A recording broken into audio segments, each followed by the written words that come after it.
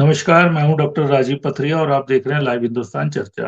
आज चर्चा है कि माननीय प्रधानमंत्री नरेंद्र मोदी जी, गृह मंत्री अमित शाह जी हिमाचल दौरे पर आते हैं, चुनावी जनसभाएं करते हैं और इशारा कर जाते हैं कहीं ना कहीं कि हिमाचल प्रदेश में ऑपरेशन लोटस दोबारा से सक्रिय होगा चुनावों के बाद।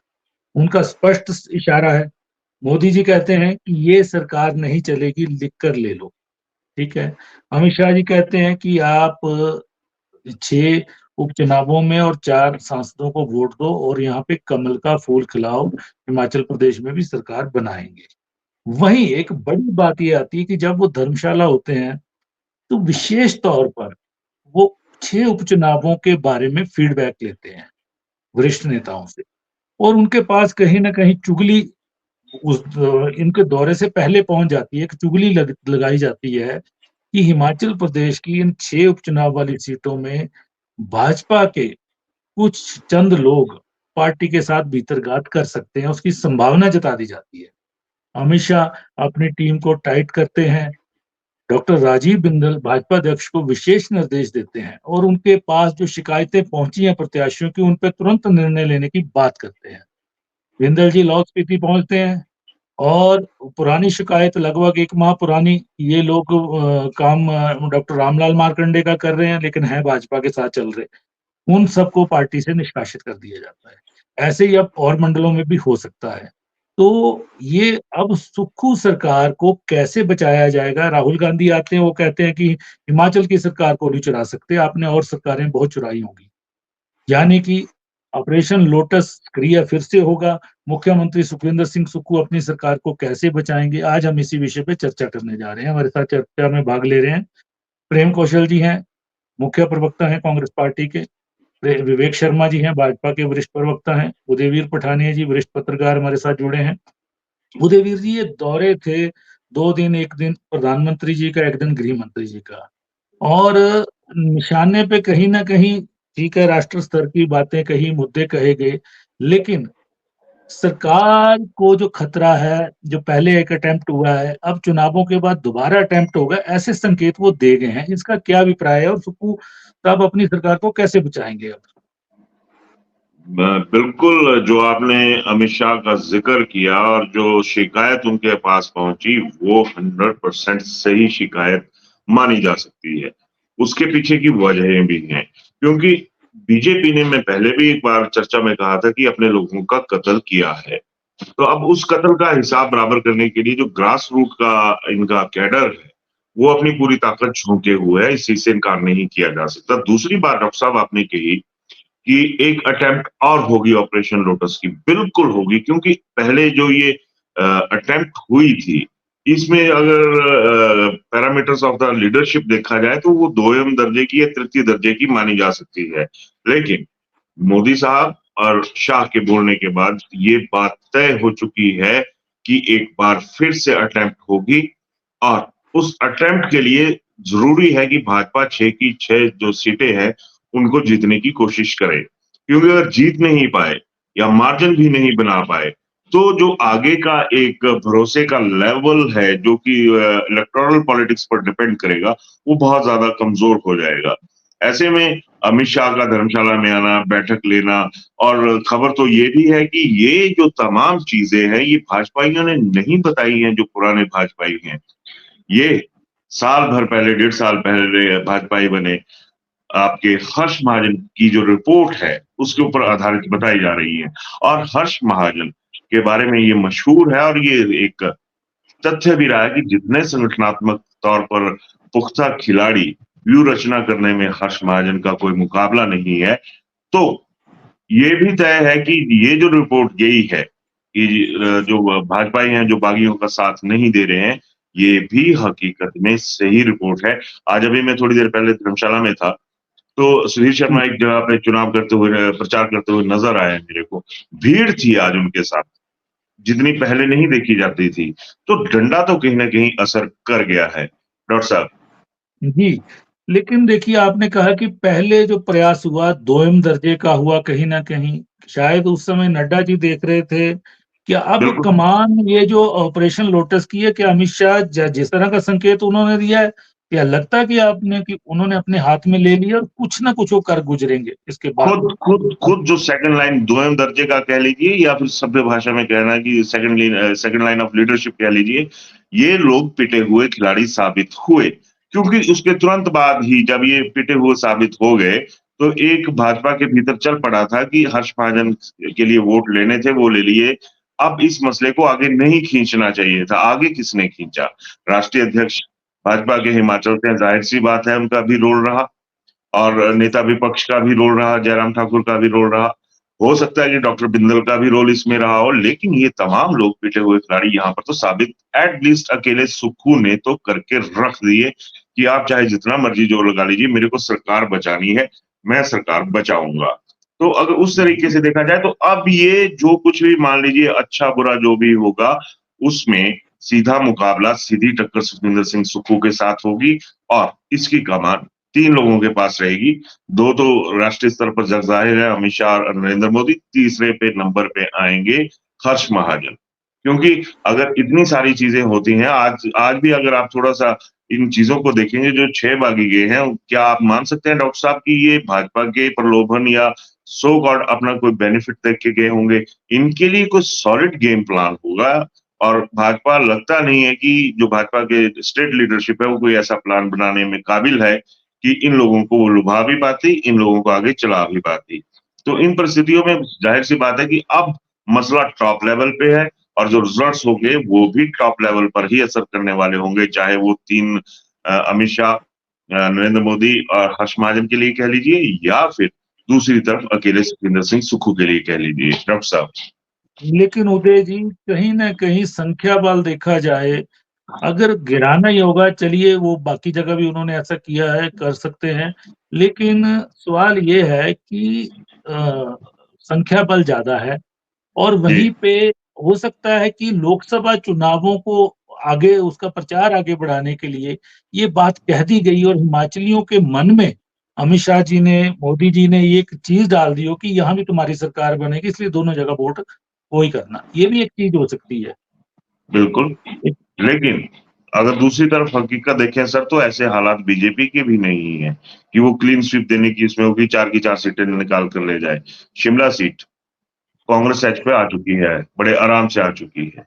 मंडी में जी, अभी देखिए वहां पर कायदे से इस बार कंगना जो रनौत है उनकी सीट जो है वो हॉट सीट मानी जा रही है। उनके मुकाबले में तो आज की डेट में अनुराग ठाकुर को भी अगर मैं दूसरे नंबर पे रखूं तो गलत नहीं होगा।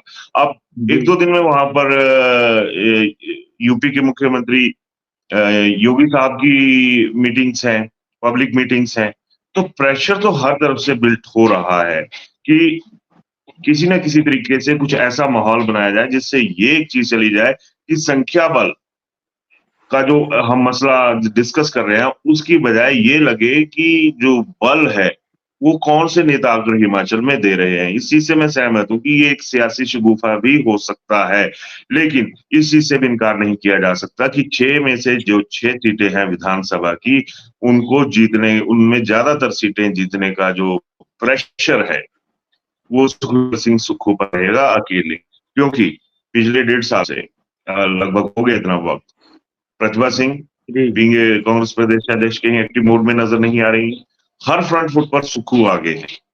तो जब ये सारी चीजें चलेंगी तो संख्या बल तभी बढ़ेगा जब ये एक तरह से मेहनत होगी। अदरवाइज ये बीजेपी है, इनका पुराना इतिहास अगर आप देख लीजिए, कोई भी खेला हो सकता है क्योंकि अकॉर्डिंग टू द इंफॉर्मेशन उन लोगों को भी अमित शाह ने इनपुट ली है जो पहले भागने वाले थे लेकिन भागे नहीं थे कांग्रेस छोड़कर। तो जब सोचिए जी, डॉक्टर साहब इस तरह का शिकंजा कसेगा, तो फिर क्या होगा? एक सही एक टैगलाइन है जनबल और धनबल वाली बात जो है, वो बड़ी एक टेक्निकल तरीके से भी कहा जाए, साइकोलॉजिकल तरीके से भी देखा जाए तो प्रेशर बिल्ड करने वाली तो है। तो मैं नहीं समझता कि अगर उस इस पे आएँगे, तो कोई भी बड़ा खेल खेलने में बीजेपी पीछे हटेगी क्योंकि अब इज़्ज़त जो है, वो अमित शाह और नरेंद्र मोदी दोनों की दाँव पर लग गई है और इन दोनों नेताओं जी, ने खुद अपनी इज़्ज़त को दाँव पर लगवाया है पहाड़ों में आकर। डॉक्टर साहब। जी, जी। जी, कौशल जी, एक थ्रेट कह लीजिए, गिद्ध दृष्टि कह लीजिए मोदी जी की, शाह जी की, क्योंकि जब ऊपर से ऐसी दृष्टि पड़ जाती है, शिकार एक बार चूक जाए तो दोबारा भी गिद्ध उस शिकार को उठाने की कोशिश करता है। और लग रहा है कि जो राजनीतिक ये दृष्टि पड़ी है, कुदृष्टि पड़ी है, इस तरह का उन्होंने इशारा किया, जनसभाओं में किया है कहीं न कहीं, क्योंकि उपचुनावों में एक वोट सीएम को, एक पीएम को, ये भी नारे लगे, कहीं कुछ हुआ, जनबल, धनबल, कहीं न कहीं उठने लगा ये मुद्दा। उसका ये तोड़ भी हो सकता है कि थोड़ा-सा ध्यान भटकाया जाए, लेकिन सरकार ये अटेम्प्ट ज़रूर करेंगे, ऐसा लग रहा है इनकी बातों से। जी, कौशल जी। डॉक्टर साहब, पहले तो मुझे इस चीज़ का बड़ा खेद है कि आज इस तरह के विषयों के ऊपर जो है वो चर्चा करने की ज़रूरत आन पड़ी है कि नरेंद्र मोदी जी ने और अमित शाह ने कहा कि हिमाचल की सरकार जो है वो गिरा दी जाएगी, चली जाएगी। किस तरह की राजनीति देश के अंदर हो रही है, ये बड़ा एक दुर्भाग्यपूर्ण पहलू उभर कर सामने आ रहा है। आप वोट माँगने आ रहे हैं और साथ में ये कह रहे हैं कि इन चुनावों के बाद ये सरकार ऑपरेशन लोटस होगा और हिमाचल प्रदेश की जो लोगों के द्वारा चुनी हुई सरकार है, उसको गिरा दिया जाएगा। ये अपने आप में ही एक बहुत दुर्भाग्यपूर्ण पहलू है, दुर्भाग्यपूर्ण विषय है जिसके ऊपर हम चर्चा कर रहे हैं। रही जी, बात कि मोदी जी ने कहा, अमित शाह ने कहा, देखिए एक चीज़ मैं आपको पूरी ज़िम्मेदारी के साथ डॉक्टर साहब कहना चाहता हूँ, ये जो ऑपरेशन लोटस की बात दोनों नेता कर रहे हैं, प्रधानमंत्री और अमित शाह जी, ये मजबूरी में ये बात जो है वो कही जा रही है। आप देखिए 6 विधानसभा के उपचुनाव हिमाचल प्रदेश में हो रहे हैं और जिन स्थितियों में ये उपचुनाव हो रहे हैं, उन स्थितियों को लेके पहले ही हिमाचल प्रदेश की जनता के अंदर भारतीय जनता पार्टी जो है वो बैक फुट पर है। भारतीय जनता पार्टी जो है वो मैं समझता हूँ कि लोग इस घटनाक्रम को लेकर जो है वो बहुत आक्रोशित हैं और लोगों ने इस चीज़ को हिमाचल प्रदेश की स्वच्छ राजनीति में पसंद नहीं किया है, जिसकी वजह से भारतीय जनता पार्टी ने ये आंकलन भी किया है कि इसके चलते जो है वो भारतीय जनता पार्टी को लोकसभा के चुनावों में भी जो है वो नुकसान उठाना पड़ रहा है। अब देखिए 400 पार का नारा देने वालों की स्थिति ये हो गई है पूरे हिंदुस्तान में कि अब ये जो जो समीक्षाएँ आ रही हैं, जो असेसमेंट्स आ रही हैं, जो फीडबैक आ रहा है, उस फीडबैक के मुताबिक भारतीय जनता पार्टी सत्ता से बाहर हो रही है। और ये एक मनोवैज्ञानिक दबाव हिमाचल प्रदेश के मतदाताओं के ऊपर बनाने के लिए कि इन चुनावों के बाद हिमाचल प्रदेश में सरकार भारतीय जनता पार्टी की बनेगी, ये सरकार गिर जाएगी, गिरा दी जाएगी, ताकि लोग इस चीज़ के ऊपर विश्वास करें और विश्वास करके कहीं न कहीं इनकी जो खोई हुई साख है, जो इस वक़्त हिमाचल प्रदेश में भी आप देखिए जो उदयवीर जी ने एक सीट का ज़िक्र किया, मैं कहूँगा कि 4 की 4 सीटों के ऊपर भारतीय जनता पार्टी हिमाचल प्रदेश में बुरी स्थिति में है और चारों तरफ से भाजपा के प्रत्याशी जो हैं वो घिरे हुए हैं हिमाचल प्रदेश में। तो इन सारी चीज़ों को ध्यान में रखते हुए नरेंद्र मोदी जी ने इस तरह की बातें करके, अमित शाह जी ने इस तरह की बातें करके जो है एक मनोवैज्ञानिक दबाव और एक मनोवैज्ञानिक प्रभाव जो है हिमाचल प्रदेश के मतदाताओं के दिल और दिमाग पे डालने की कोशिश की है। लेकिन मैं समझता हूँ कि इसका फिर दोबारा से कहीं न कहीं भारतीय जनता पार्टी को हिमाचल प्रदेश में नुकसान ही होने वाला है। हर्ष महाजन जी की बात उदयवीर भाई ने की, कि बहुत बड़े खिलाड़ी हैं, होंगे।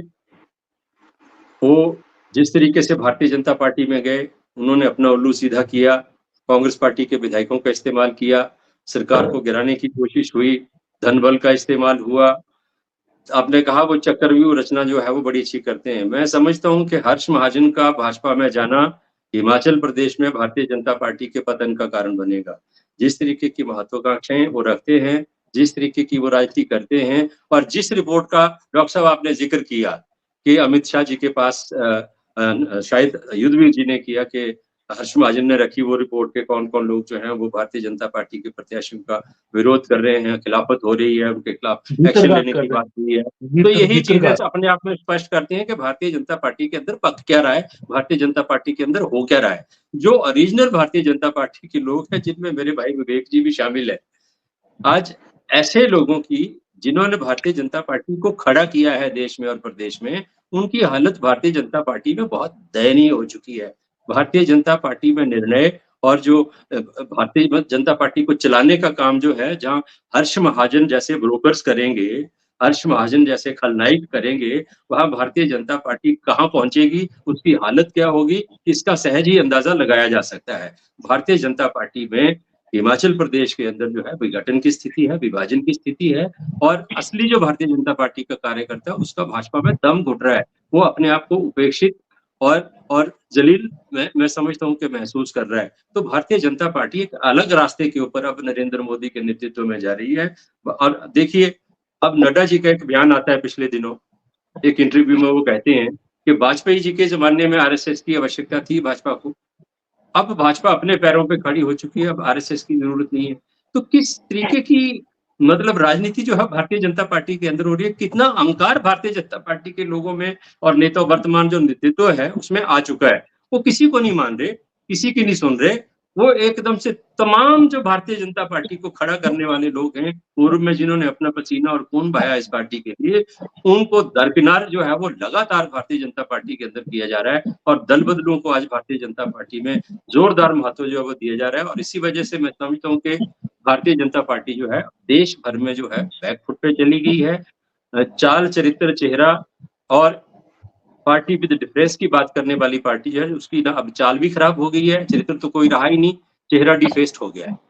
और पार्टी विद डिफरेंस निश्चित तौर पर नजर आ रहा है कि इस पार्टी ने तमाम जो नैतिक मूल्य है राजनीतिक, उनको धराशायी कर दिया है। एकमात्र लक्ष्य भारतीय जनता पार्टी का नजर आता है, वो लक्ष्य है कि नरेंद्र मोदी किसी न किसी तरह से कुर्सी के ऊपर बने रहें, सत्ता हासिल इनको हो जाए। बाकी ना इनका कोई ईमान है, ना इनका कोई धर्म है, ना इनकी कोई नीति है, ना इनको कोई कार्यक्रम है। एक ही नीति है, एक ही कार्यक्रम है, एक ही ध्येय है, सत्ता हासिल करना, चाहे उसमें देश का जो नैतिकता है वो चाहे जहां मर्जी तक उसका निचला स्तर चलिए तक हो। प्रेम जी, लेकिन ये लोग अटेम्प्ट करेंगे क्योंकि प्रधानमंत्री, गृह मंत्री और ये दो लोग विशेषकर इस भाजपा के कर्ता धर्ता है पिछले 10 साल से, और जो होता है इनके इशारे पे होता है, ये जग जाहिर है कहीं ना कहीं। और ये लोग जब हिमाचल के मंचों पे आके बोलेंगे कि ये सरकार का कोई भविष्य नहीं है, ये तो जानी ही जानी है और डबल इंजन की सरकार बनाई है, उसका कुछ तो मैसेज होगा।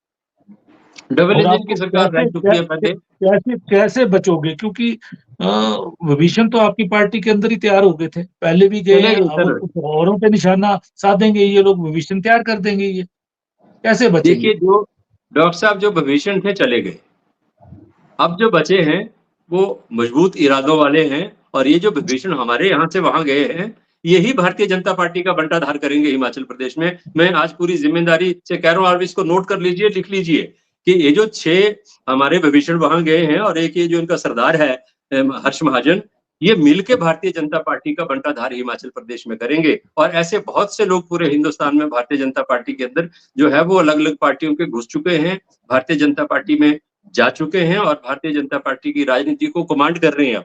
और रही बात अटेम्प्ट की, जो होनी थी अटेम्प्ट हो चुकी, अब नरेंद्र मोदी अटेम्प्ट करें, अमित शाह अटेम्प्ट करें, हिमाचल प्रदेश में कांग्रेस पार्टी की सरकार पूरी मजबूती के साथ 5 वर्ष का अपना शासनकाल पूरा करेगी। और ये जो उपचुनाव हो रहे हैं हिमाचल प्रदेश में 6 सीटों के ऊपर, इन 6 की 6 सीटों के ऊपर अभी तक के जो रुझान आ रहे हैं, अभी तक के जो फीडबैक आ रहा है, अभी तक की जो चर्चाएं हैं और जो रुझान है जनता का, उसमें बड़ा क्लियर है कि एक भी सीट भारतीय जनता पार्टी इन चुनाव क्षेत्रों में जीतने वाली नहीं है। और इस चीज को असेस करने के बाद ही जो अमित शाह है, उन्होंने सारे जो कार्यकर्ता हैं या जो भी बड़े बड़े नेता हैं, उनका फीडबैक लेके, उनसे उनकी मीटिंग लेके जो है कोई ऐसे आदेश दिए हैं कि उनके खिलाफ कार्रवाई की जाए। तो अब जो असली भारतीय जनता पार्टी के लोग हैं, बचे कुचे भारतीय जनता पार्टी में, उनका भी गला जो है वो काटने की तैयारी भारतीय जनता पार्टी ने कर ली। जी जी विवेक जी, भीतरघात का खतरा कहीं ना कहीं उपचुनावों में पड़ रहा था, सुना जा रहा था, देखा जा रहा था, हमने पहले भी चर्चा की। लेकिन क्या जरूरत हुई कि जैसा कि उदयवीर जी ने कहा कि हर्ष महाजन जी को ये बात अमित शाह जी तक पहुंचानी पड़ी और वहां से आदेश करवाने पड़े? ऐसी क्या मजबूरी आ गई? दूसरा, सरकार बड़े आपके बड़े दोनों नेताओं ने, जो आपके शीर्ष नेता है इस समय, दोनों ने प्रदेश में आकर डंके की चोट पे कहा कि ये सरकार नहीं चलेगी और यह हम डबल इंजन की सरकार बनाइए, जनता से आह्वान किया है। तो क्या लगता है, क्योंकि संख्या बल अभी भी कांग्रेस के पास ज्यादा है, 6 के जब नतीजे आएंगे और ज्यादा भी हो सकता है, ठीक है, कम होने से तो रहा, लेकिन भाजपा का तो बढ़ेगा नहीं, तो क्या फिर अटेम्प्ट खेला जाएगा ऐसा कुछ? डॉक्टर साहब, इससे पहले मैं आपके विषय पर आऊं, मैं एक बात हृदय से कहना चाहता हूं, प्रेम कौशल जी के लिए भी और उदयवीर जी के लिए भी, हम पार्टियों के प्रवक्ता हैं, हमारा ध्येय है पार्टी का मूल विचार रखना और अपने कार्यकर्ताओं का प्रतिनिधित्व करना, ना कि नेताओं के गुर्गों की तरह पेश आना। ये एक थोड़ा सा चिंता का विषय है, मुझे लगता है हम सबको इस और गौर करना चाहिए। जो प्रश्न आपने उठाया, एक आपने विषय में आज की जो संवाद है उसमें एक भीतरघात और दूसरा विषय आपने ऑपरेशन लोटस का उठाया। मैं आपको बताऊं, ये ऑपरेशन लोटस नहीं है, इसे उपयुक्त अगर आप नाम ही देना चाहते हैं तो आप इसे कहिए आकर्षण लोटस। लोग आकर्षित होकर हमारी तरफ आ रहे हैं, हम किसी का ऑपरेशन करने नहीं जा रहे हैं। हम इस मुद्दों में बहुत बार चर्चा कर चुके और प्रेम कौशल जी के साथ भी हम कर चुके, और जब हम इनको कहते थे कि ये घटना घट रही है आपकी पार्टी में, तो इनका उत्तर आता था ये हमारे भीतर का लोकतंत्र है। अब वो तंत्र जब इनके यंत्र बजाने लगा तब इनको पता लगा कि ये तंत्र क्या है। और अब वास्तु स्थिति क्या है मैं आपको बताता हूं। हम कोई ऑपरेशन नहीं करने वाले, ये अपना ऑपरेशन खुद करवाने आ रहे हैं। हमीरपुर का मैं विषय लूं, हमीरपुर लोकसभा की अगर मैं चर्चा करूं, इन्होंने रामलाल जी को टिकट का ऑफर दिया, उससे पहले उनके साथ दुर्व्यवहार करके उन्हें मुख्यमंत्री कार्यालय से बाहर निकाला गया और उन्होंने चुनाव लड़ने से मना कर दिया। मुकेश अग्निहोत्री जी को इन्होंने कहा, मुकेश अग्निहोत्री जी ने अपनी असमर्थता व्यक्त की और आज मुकेश अग्निहोत्री जी प्रदेश के उप मुख्यमंत्री होने के पश्चात केवल एक कुटलहड़ कॉन्स्टिट्यूएंसी तक अपने आप को सीमित करके बैठे हुए हैं। वो इसके अतिरिक्त नहीं जा रहे। ये सबसे बड़ा वो तो नहीं जा रहे हैं, जा रहे हैं, अपना नॉलेज अपडेट करिए। आज भी वो कहीं ना कहीं है, दूसरी जगह पे है आज भी वो जो जा रहे हैं कई जगह पे है। तो हमें उसका पूरी जानकारी हमारे पास भी है और उनकी अंतर्भावनाओं का क्या स्थिति है वो भी हमारे पास है। कांगड़ा में आशा कुमारी जी ने अपने आप को चंबा तक रिस्ट्रिक्टेड कर लिया, बाली जी ने चिट्ठी लिख दी। ये लोकसभा की इनकी वहां की वास्तु स्थिति थी। अंतिम समय तक इनको धर्मशाला में प्रत्याशी नहीं मिला। मंडी में कौल सिंह जी ने अपने आप को रिस्ट्रिक्ट कर लिया। प्रतिभा जी अगर जो काम भी कर रही हैं वो पार्टी की अध्यक्ष के नाते नहीं कर रही हैं, एक माता अपने पुत्र की सफलता के लिए काम कर रही हैं। शिमला में शांडिल जी को इन्होंने बिठा दिया, बरागटा जी को इन्होंने सम्मान नहीं दिया, दयाल प्यारी आना चाहती थी उसको इन्होंने टिकट नहीं दिया, गंगूराम मुसाफिर जी के साथ जो किया वो जग जाहिर है। इन परिस्थितियों के बाद ये कैसे इस बात को कहते हैं कि हम अपनी पार्टी को बचाए रखेंगे, यह अपने आप में शोध का विषय है। दूसरी तरफ आप चले जाइए, मुख्यमंत्री जी हर जनसभा में ऑफेंसिव और डिफेंसिव के बीच में है, जबकि राजनीति पारदर्शिता से चलती है। वो जिस प्रकार के इल्जाम लगा रहे थे लेन देन के, मैं कहता हूं अगर मैं उनका राजनीतिक सलाहकार होता तो मैं उनको कहता कि आप जनता के बीच में जाकर ये बताइए कि इनकी रिकमेंडेशंस के ऊपर आपने क्या क्या कार्य किए, कितने कर्मचारियों के तबादले किए, कितने लोगों को राहत दी। जब उस प्रकार का इन्होंने काम नहीं किया और झूठे और अभद्र भाषाओं से वहां पर अपने आप को ऑफेंसिव और डिफेंसिव होने की कोशिश की, ये उसका परिणाम है कि आज मुख्यमंत्री की ईगो इतनी बढ़ गई कि शेरी मंच से अपने प्रत्याशी के लिए मंडी में जब ये ले रहे थे तो वीरभद्र सिंह जी का ये नाम लेना भूल गए। अब प्रश्न आता है आपका भीतरघात का। मैं बताता हूं, हिमाचल प्रदेश का कोई भी विधानसभा क्षेत्र ऐसा नहीं है जहां पर वीरभद्र सिंह जी के नाम का 5 से लेकर के 7 या 8 हजार तक, कुछ क्षेत्रों में तो इससे ज्यादा भी हो सकता है, लेकिन on an average 5 to 7,000 vote हर विधानसभा क्षेत्र में वीरभद्र सिंह जी के नाम से है। कांग्रेस के नाम से अधिक भी हो सकता है, कम भी हो सकता है, लेकिन इतना वोट उनके नाम से है। आज उनको ये जो पछाड़ रहे हैं ना, इनका खाता वो सेटल कर रहे हैं। भीतरघात वहां हो रही है। ये जिस व्यक्ति का नाम लेकर सरकार में आए थे, आज उस सरकार मंत्री से हो रही है, आपके राज्यसभा सांसद कर रहे हैं कि इन 6 उपचुनावों में भीतरघात हो रहा है, उसके बाद त्वरित कार्रवाई की जाती है, लाहौल स्पीति से लोग निकाले जाते हैं और राज्य अध्यक्ष को कहा जाता है कि आप जाके एक हल्के में मुद्दे पे बात नहीं कर रहे आप। ये कांग्रेस की तरफ कहाँ ले गए आप इस बात को? आपके प्रश्न पे आ रहे हैं, आपके प्रश्न पे आ रहा हूं। कांग्रेस की स्थिति बहुत खराब है इस समय। अंततः कांग्रेस अपने आप खाता सेटल करना चाह रही है। रहा प्रश्न जो आपने कहा कि जी हर्ष महाजन जी ने उनसे कहा, उन्होंने उनको डायरेक्शन दी, उन्होंने ये कहा, ये सब मीडिया स्पेकुलेशंस हैं, इसमें कोई तथ्य कहीं नहीं है। आपके पास कोई इसमें बड़ा सरल शब्द होता है कि बस ये मीडिया की ही सोच है। ऐसा मैंने आपकी बात को पूरा सुना, मुझे उत्तर देने का अवसर दीजिए। ये सब मीडिया स्पेकुलेशंस हैं, आपके पास कोई जानकारी नहीं है, आपके पास कोई अधिकृत जानकारी नहीं है, कोई क्या कह रहा था, कोई क्या कह नहीं रहा था। ये वास्तव एक राजनीतिक षड्यंत्र है उन 6 लोगों को हर्ष महाजन जी के साथ जोड़ने का, जो पूर्व कांग्रेस द्वारा प्रायोजित एक प्रोग्राम है जिसके उनको लगता है ये बच जाए।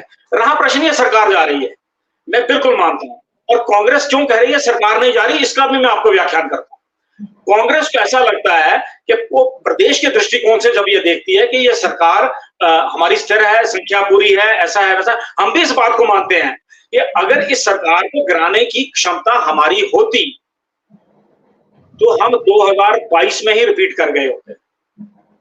ये सत्यता है कि प्रदेश सरकार, प्रदेश के हमारे जो नेता हैं वो ये सरकार नहीं गिरा सकते, जाएगी तो दिल्ली से, और ये जाएगी। चलिए, इतना तो माना आपने, नालायक में आपके प्रदेश के नेता आपकी है, दिल्ली के हस्तक्षेप के बाद, इसमें कोई दो राय नहीं है। और मैं बता दूं, ये बहुत जल्द जाएगी, क्योंकि इसके बाद की जो परिस्थिति उभर के आने वाली है, इन लोकसभा और विधानसभा के चुनावों के बाद जो उभर के आएगी, वो स्थिति वास्तव में चिंता होगी। और प्रेम कौशल जी फिर बोलेंगे कि ये हमारे भीतर का लोकतंत्र है, ये आपका लोकतंत्र। एक विवेक जी, एक प्रश्न मेरा रहेगा, आपके ही सोलन से पूर्व मंत्री रहे हैं महेंद्र नाथ सोफा जी, बड़े सीनियर लीडर हैं, शांता जी की कैबिनेट में थे, मतलब एक अच्छे सज्जन व्यक्ति हैं। उनका मैं एक फेसबुक पे रात को एक आर्टिकल पढ़ रहा था, उन्होंने चिंता जताई है कि जो चाल चरित्र, चेहरा बदलने का जो खतरा है वो आज की डेट में भाजपा के ऊपर मंडरा रहा है बुरी तरह से। और उन्होंने एक आंकड़ा दिया है कि 435 सीटों पे भाजपा के लोग लड़ रहे हैं और उनमें 106 लोग मुख्यतः कांग्रेस और अन्य विपक्षी पार्टियों से उन्होंने उधार लिए हैं, उनको लड़ाया जा रहा है। तो कहीं एक दिन ये कांग्रेस युक्त तो भाजपा नहीं हो जाएगी, और हिमाचल में भी इसकी शुरुआत हो गई है। ये बड़ी चिंता जताई है उन्होंने पार्टी के जो चाल चरित्र, चेहरे को बदलने को लेकर। सोफा जी के साथ मैंने व्यक्तिगत तौर पे काम किया, वो बहुत बात और खुले मन से अपना विषय रखने में विश्वास रखते हैं, और हम उनके इस विषय का, हम जो उन्होंने बिंदु रखा है हम उसका सम्मान भी करते हैं। लेकिन उन्होंने ये कहीं नहीं कहा कि वो लोग भाजपा की मूल विचारधारा को आगे नहीं बढ़ाएंगे, ऐसा उन्होंने कहीं नहीं लिखा। मैंने फिर कहा ये स्पेकुलेटेड विषय है और वो अपनी बात रखते हैं, हमें भी जब आवश्यकता पड़ती है हम उनका मार्गदर्शन लेते हैं, इसमें कोई दो राय नहीं। हम ही नहीं लेते, हमारे प्रदेश के अध्यक्ष भी लेते हैं समय आने पर। जो समाज में लोगों को ऐसा लगता है कि उनके आपस में शायद बहुत मधुर संबंध नहीं है, ऐसा नहीं है, लेकिन वो ठीक है। लेकिन विवेक जी, आपने शायद मेरी बात सुन लीजिए, उन्होंने ये कहा कि जिस तरीके से बाहर से आए लोगों को पार्टी के अंदर अधिमान मिल रहा है, उससे हमारा कार्यकर्ता हमसे कटता जा रहा है और आगे कट जाएगा। ये उनकी बड़ी चिंता है इस लेख में, कहीं ना कहीं ये बड़ी चिंता है। मैं इस पर भी मैं बड़ी स्पष्टता से अपना व्यक्तिगत राय रखना चाहता हूं। एक विधानसभा में एक व्यक्ति या 2 व्यक्ति किसी अन्य राजनीतिक दल से आ गए, अरे भाई वो किसी 1 या 2 लोगों की प्रसव पीड़ा का कारण हो सकते हैं। सामान्य कार्यकर्ताओं का, उससे सामान्य कार्यकर्ता तो बेचारा कार्यकर्ता ही रहता है, और भारतीय जनता पार्टी का कार्यकर्ता गाड़ी उस तरीके से चलाता है जो ड्राइविंग रूल्स तय किए गए हैं। आप उस पर मर्सिडीज चला लीजिए या नैनो कार चला लीजिए, हमारा बड़ा डिसिप्लिन सिस्टम है, हम उस डिसिप्लिन सिस्टम पे काम करते हैं। ये मात्र कुछ लोगों का, कुछ लेकिन कार्यकर्ता को बैलगाड़ी चलवाने मत लग पड़ी एक दिन, अच्छी कारों से कहीं बैलगाड़ी पे मत ला दीजिए, ये चिंता है सबकी। चले उदयवीर आपके पास आऊंगा। उदयवीर जी, मुझे एक सेंटेंस करने दीजिए। आपके सामने जो व्यक्ति बैठे हैं, इसका ना तो कोई माई बाप था, ना इसकी कोई बैकग्राउंड थी, लेकिन उसके बाद अगर मैं इस स्थान पे बैठ रहा हूँ तो कार्यकर्ता की हैसियत से ही बैठा हूँ। हमें आगे नहीं बढ़ाया, अपनी योग्यता के आधार पर बढ़े। तो आप आज यहाँ बैठे हैं तो अपनी योग्यता की बदौलत बैठे हैं। इनका तो कोई माई बाप नहीं था राजनीति में, ना इनको वीरभद्र जी ने पढ़ाया, ना इनको सुखू जी ने पढ़ाया। तो जिस व्यक्ति में योग्यता है बढ़ेगा। चलिए उदयवीर जी को समय दीजिए। उदयवीर जी। जी, डॉक्टर साहब, एक बात विवेक भाई ने अभी कही कि ये मीडिया की सोच हो सकती है, अब लेकिन ये भी कहा है कि दिल्ली से टूट भी सकती है। हाँ, प्रदेश के नेता तो नहीं कामयाब होंगे, लेकिन दिल्ली के बिल्कुल बिल्कुल हस्तक्षेप से ये सरकार तोड़ी जा सकती है। ये भी आज बिल्कुल। इन्होंने माना। तो मैं वो पुष्टि यहाँ पे इस बात से हो गई कि जो मौजूदा लीडरशिप भाजपा की स्टेट में है उसमें इतना दम नहीं है कि उसको तोड़ पाते। दूसरी बात इन्होंने ये कही कि अगर हम में इतना ही दम होता तो हम रिपीट कर जाते 2022 में। जी पर बिल्कुल। सवाल यहाँ पर ये है कि बकाया नेता क्यों चुप हैं, क्यों इस मुद्दे पे नहीं बोल रहे आप, क्यों जयराम ठाकुर की जुबान पर ताला है, क्यों डॉक्टर राजीव बिंदल की जुबान पर ताला है कि इस मुद्दे पे अब उन्होंने पीछे हट गए एकदम से कहीं ना कहीं। अब देखिए, साइकोलॉजिकल इम्पैक्ट तो है कि अगर इनको ये लगता है कि बीजेपी ये धारणा छोड़ेगी कि हम सरकार तोड़ देंगे, नो डाउट इनका असर है इन चीजों का। डॉक्टर साहब, आपने सही फरमाया इस सारे में। सरकारी काफी तोड़ी है इन्होंने, इसलिए माना जाता है कि ये तोड़ लेते हैं। बिल्कुल, तो उस चीज से इनकार नहीं किया जा डॉक्टर साहब, सकता, एक मिनट लेकिन मुझे भी जनादेश को तोड़ना या फिर दूसरी चीजें करना, अब वही हालात आ गए कि उन दूसरे का घर जितना सा डैमेज करना था उतना सा तो हो गया, अब उसको मैनेज करने की भी कोशिशें हो रही हैं। लेकिन ये भी सच है कि अब आज की डेट में जो हिमाचल बीजेपी है उसमें एक तथ्य सामने उभर कर आ चुका है कि जयराम ठाकुर ना मंडी छोड़ पा रहे हैं, बिंदल को बोलने पड़ रहा है कि आप डॉक्टर साहब लाहौल स्पीति जाइए, आप बकाया 6 विधानसभा उपचुनावों में जाइए। फिर लीडरशिप में बिखराव और रिजल्ट्स मांगता है इनका हाईकमांड, चाहे वो अमित शाह हो चाहे वो मोदी हो, उनको वो रिजल्ट ओरिएंटेड लीडर्स हैं कि रिजल्ट दीजिए आप। तो रिजल्ट्स देने में तो कहीं ना कहीं इन्हें हो सकता है कि इनकी तरफ से भी ये शिकायत गई हो, जैसे ये कह रहे हैं कि हमारे क्यास है। मीडिया का कोई क्यास नहीं होता, क्योंकि जो हलचल होती है वो हम लोगों की नजर में आए तभी हम कुछ बोलते हैं, वैसे नहीं बोलते। उसी की नब्ज पकड़ते हैं हम लोग। बिल्कुल जी साहब, कौशल जी। जी जी, कौशल। मैं ये कहना चाह रहा था, विवेक भाई ने कहा कि मीडिया के क्या से, अगर विवेक भाई आपको तो पता था कि आज की चर्चा किस विषय पे होने वाली है, फिर तो भारतीय जनता पार्टी को इस चर्चा में शामिल ही नहीं होना चाहिए था, पहली बात। दूसरी बात, आपने अपने वक्तव्य में मान लिया कि भारतीय जनता पार्टी का जो प्रदेश के तमाम नेता हैं वो नालायक हैं, वो उनको मैनेजमेंट करना नहीं आता। अगर आपने कहा कि नहीं तो 2022 में ही हमारी सरकार जो है वो दोबारा रिपीट हो जाती, तो आपका धन्यवाद, आप ये तो मान गए कि कम से कम भारतीय जनता पार्टी के प्रवक्ता ने ये तो कहा, ये तो माना कि हिमाचल प्रदेश में भारतीय जनता पार्टी का जो नेतृत्व है, जो लीडरशिप है, उसमें क्षमता नहीं है, वो नालायक हैं और उनके बस की बात नहीं है। दूसरी बात यह है कि आपने कहा कि मुकेश अग्निहोत्री और प्रतिभा सिंह को लेके आपने बातें की। जयराम ठाकुर जी बिल्कुल ठीक कहा, उदयवीर जी ने मंडी के बाहर नहीं निकल पाए, और मुकेश अग्निहोत्री चंबा भी गए, कांगड़ा भी गए, शिमला पार्लियामेंट्री कॉन्स्टिट्यूंसी में भी गए और मंडी पार्लियामेंट्री कॉन्स्टिट्यूंसी में भी उन्होंने चुनाव प्रचार किया है। मुख्यमंत्री हमारी पार्टी के चुनाव का नेतृत्व कर रहे हैं और पूरी कांग्रेस पार्टी का जो सेकंड लाइन लीडरशिप है, चाहे मुकेश अग्निहोत्री है, प्रतिभा सिंह जी भी, कल राहुल जी का कार्यक्रम था, नाहन में थी, तो पूरी लीडरशिप जो है वो हिमाचल प्रदेश में अपने दम पर चुनाव प्रचार करी है। जबकि भारतीय जनता पार्टी का चुनाव प्रचार जो है वो नरेंद्र मोदी, अमित शाह और केंद्र के नेताओं के दम पर जो है वो हिमाचल प्रदेश में चल रहा है। अब मैं ये कहना चाहता हूं कि डाल से पंछी विवेक जी उड़ चुका है। भारतीय जनता पार्टी हिमाचल प्रदेश में लोकसभा और विधानसभा के उपचुनावों में परास्त होने वाली है। जी जी विवेक जी। उदयवीर जी ने कहा कि हम सरकार को गिराने की कोशिश कर रहे हैं। मैंने कहा हम सरकार गिराने की कोशिश नहीं कर रहे, ये सरकार हमारी तरफ इनके चुने हुए प्रतिनिधि अगर आकर्षित होते हैं और अपना आते हैं तो शब्दों को जैसे मर्जी कह लीजिए, जनता को स्पष्ट पता है इलेक्शन भाजपा में नहीं है विवेक भाई, वो जो बंडल है, बंडल आपके बिकाऊ माल जो मीडिया के ही उपज है। लेकिन आपके प्रधानमंत्री और गृह मंत्री आके जब ये ऐसा कहेंगे तो मीडिया उसका आकलन नहीं करेगा क्या? वो खुद ऐसा बोल रहे हैं और आप भी बोल रहे हैं कि अब दिल्ली के हस्तक्षेप से गिर जाएगी। अब आपने भी माना है चर्चा में। मोर्चे पर सिपाही लड़ता है, लेकिन जब जनरल आ जाते हैं ना, जब जनरल आ जाता है तो कमांडो वो ले लेता है।